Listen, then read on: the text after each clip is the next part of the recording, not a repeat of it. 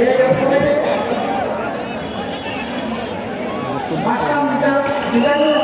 তিনি একজন শিক্ষক, সবার প্রিয়, আপনাদের প্রিয়, আমাদের প্রিয়, আমরা আশা করি আল্লাহ তাআলারও প্রিয়।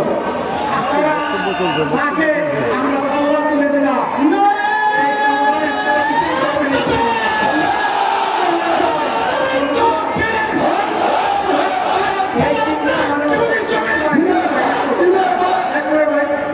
এই তিনজন মানুষকে দেখে আপনাদের মায়া লাগে নাকি সন্ত্রাসের কথা মনে হয়? সন্ত্রাসীদের আশ্রয় কথা মনে হয়? তাদের নিয়ে মনে হয় এদেশের জাগ্রত জনতার কণ্ঠস্বর, মুক্তিবাদী মানুষের কণ্ঠস্বর। আমরা আপনাদের কাছে আমানত রেখে গেলাম, আপনাদের বুথের আমানত দিয়ে তাদেরকে আপনারা সুযোগ করে দেবেন। 5 বছর আমি কথা দিয়ে যাচ্ছি, এই তিনজন আপনাদের আমানতের পাওয়াদার হবে, চৌকিদার হবে ইনশাআল্লাহ।